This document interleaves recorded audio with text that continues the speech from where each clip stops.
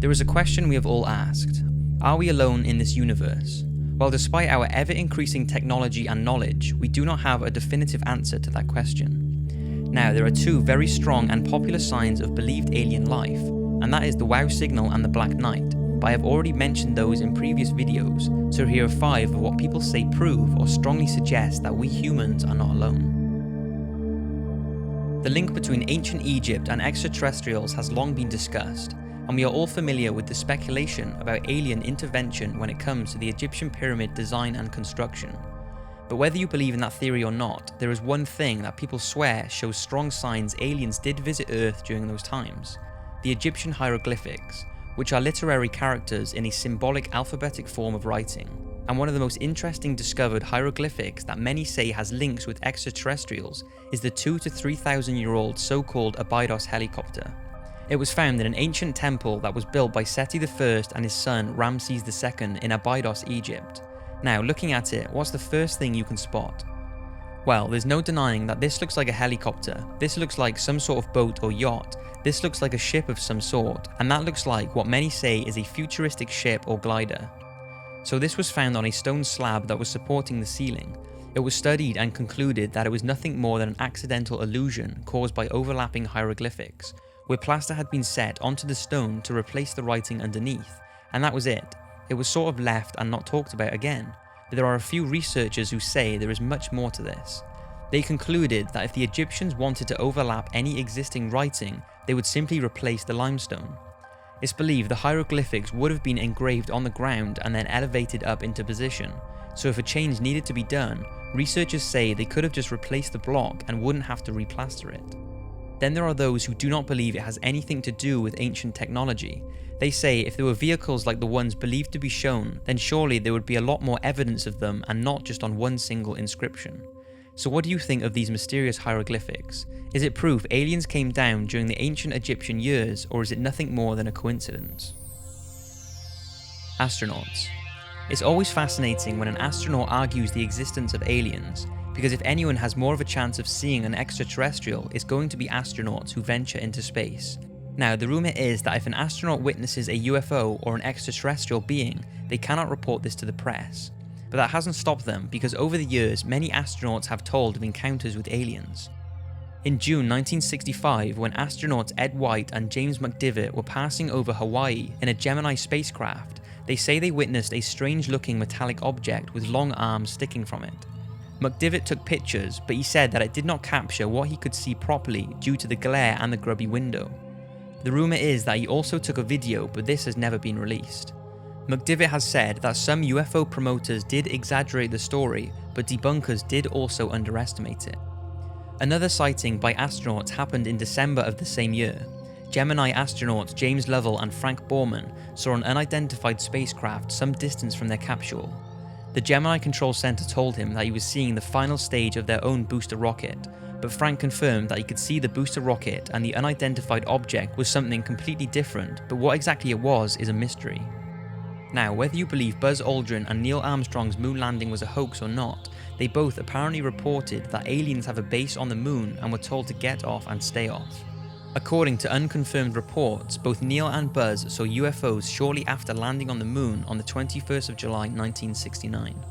According to former NASA employee Otto Binder, unnamed radio hams with their own VHF receiving facilities that bypassed NASA's broadcasting outlets picked up the following exchanges.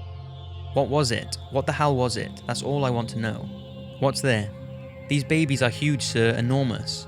Oh my god, you wouldn't believe it. I'm telling you, there are other spacecraft out there, lined up on the far side of the crater edge. They're on the moon watching us.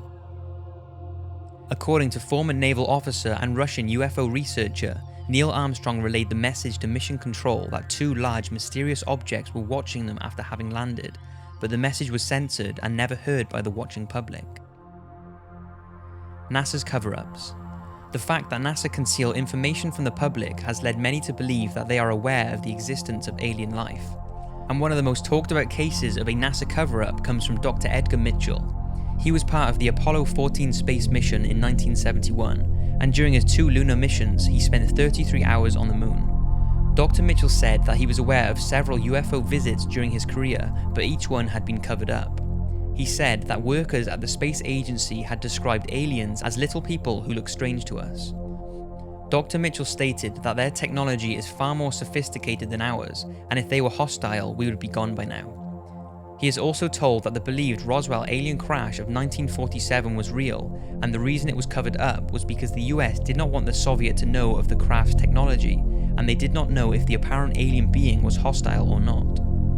Apparently, officials from NASA have commented on Dr. Mitchell's statements by saying, NASA does not track UFOs and is not involved in any sort of cover-up about alien life on this planet or anywhere in the universe. Dr. Mitchell is a great American, but we do not share his opinions on this issue. But Edgar continues to claim that aliens and alien craft are real and is positive that we are being watched right now. Another thing people more recently have pointed out is the International Space Station's HD live feed is often cut when objects are seen in space. In 2014, NASA allegedly cut the live feed coming from the Earth viewing cameras mounted on the space station just when a mysterious UFO appeared to hover over the Earth. UFO watchers claim that the drop-off in the live feeds as soon as a UFO comes into view is an obvious and deliberate attempt to hide what they believe are regular sightings of alien spacecrafts observing Earth. Some say this is the moon or a lens flare, and others believe it's an alien craft. Also, UFO watcher Toby Lund apparently spotted a UFO on the live stream outside the space station before the stream was interrupted for around 15 seconds. Needless to say, it's certainly strange that NASA cut the video when things like this happen. Maybe it's just a coincidence due to them experiencing technical difficulties, or maybe they know something that we don't. The size of our universe. Now, even those who do not believe in the UFO or alien photos and videos going around, there are many that say, due to the sheer magnitude of the universe, it's impossible for there not to be another life form. To understand why people say alien life must be out there, you must first realize how big the universe is. It's believed that the diameter of the observable universe is around 28 billion parsecs, which is around 93 billion light years. Now, a single light year is just under 6 trillion miles, which is a ridiculous number. So 6 trillion times 93 billion. And don't forget, that is just what we can observe. And it's not that we don't have the technology to observe any further, it's just that life from other objects hasn't had enough time to reach Earth since the beginning of the cosmological expansion. And with all that, astronomers at the University of Auckland have said that it's believed there are around 50 sextillion planets in the observable universe.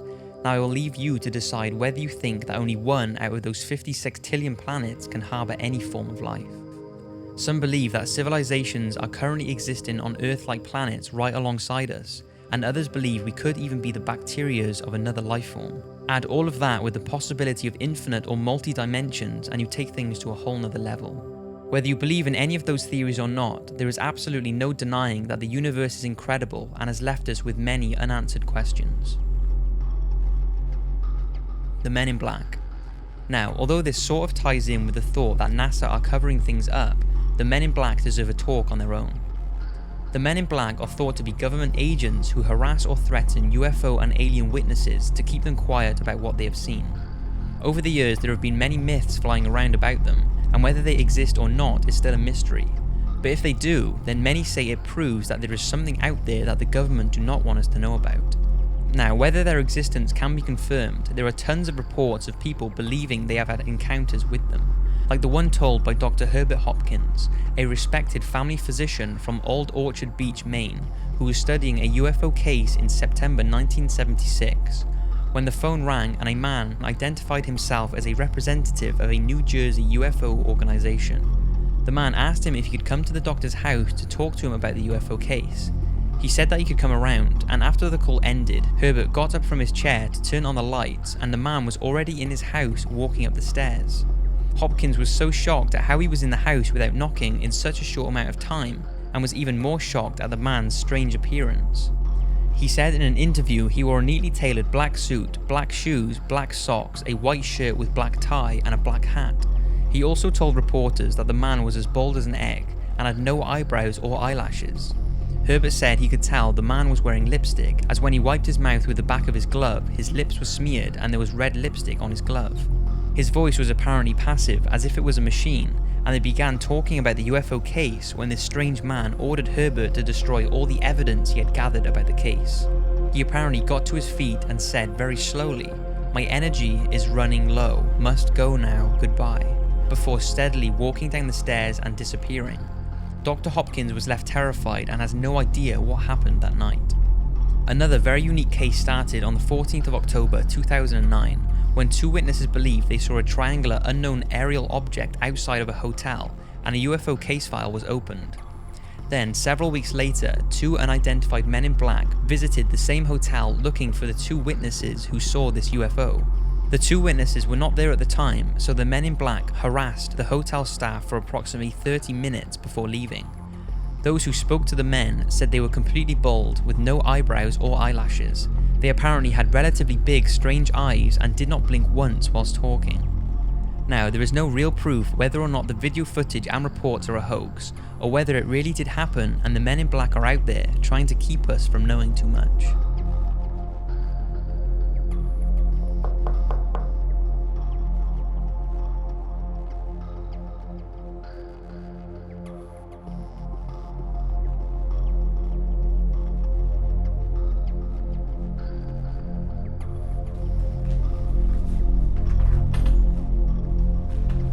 Mind if I come in for a quick chat?